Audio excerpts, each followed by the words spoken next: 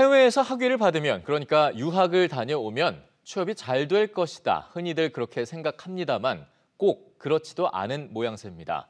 길금희 기자와 세계 교육 소식 알아보겠습니다. 자, 길 기자 어서 오시죠. 안녕하세요. 네, 세계 주요 기업들의 채용 과정에서 이제는 해외 학위를 그렇게 중요하게 보지 않는 모양이네요. 그렇습니다. 2000년대 초반까지만 해도 이 기본적인 외국어 능력이 입증되고 이 다문화 정서에 익숙한 유학생 출신은 그야말로 취업 시장에서 높은 몸값을 자랑했었는데요. 예. 이제는 옛말이 됐습니다. 이 파리에 본부를 둔 한 취업 자문기관이 이 세계 수천 개의 기업을 조사한 결과 이 취업에 적합한 대학을 평가하는 지표 중에 유학 경험은 최하위를 기록했습니다. 이 해외 학위가 있어도 그만, 없어도 그만이란 겁니다.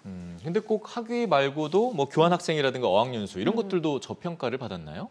그렇지는 않습니다. 모든 해외 학업 경력이 저평가를 받은 건 아닌데요. 예. 오히려 해외 인턴십과 같은 프로그램, 단기 이수 프로젝트는 아직도 평가에서 높은 가산점을 주는 곳이 많았습니다. 네. 기업마다 실용주의 정책을 도입하면서 무작정 오랜 시간 해외에 머무는 것보다 당장 일선에 투입할 수 있는 실전 능력을 더 중요시하는 걸로 해석된 건데요. 또 어느 정도 외국어를 구사할 수 있는 능력만 있다면 단기 학위도 크게 상관없다고 판단한 것으로 분석되고 있습니다. 네, 실전 능력 기억해야겠습니다.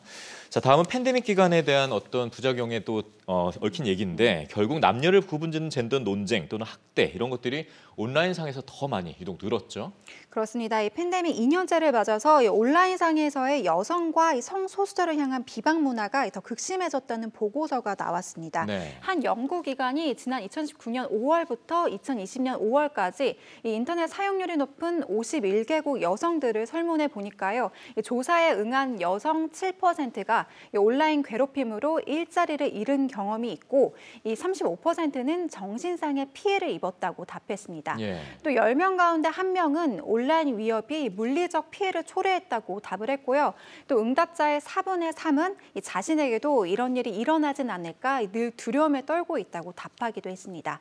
하지만 전 세계적으로 이 온라인 괴롭힘을 막을 법적 근거는 굉장히 부족한 현실입니다. 이에 대한 대안 같은 것들을 국가별로 마련하고 있지 않았습니까? 네, 영국 같은 경우에는 앞서 이 온라인 언어 폭력 문제를 다룬 이른바 인터넷 안전 법안이 마련된 바 있는데요. 하지만 이 법안조차도 여성과 소녀, 또 젠더 등 성을 기반으로 한 이슈는 명시되지 않았다고 합니다. 네. 현재 유럽 의회도 이 주요 소셜미디어 기업에 대한 감독을 강화하고 이 관련 콘텐츠를 규제하기 위한 이 디지털 서비스법을 마련 중이라고 하는데요. 하지만 이 역시도 이 젠더 폭력 문화에 대한 구체적인 이 처벌 방안은 다루지 않고 있어서 비판을 받고 있습니다. 그렇군요.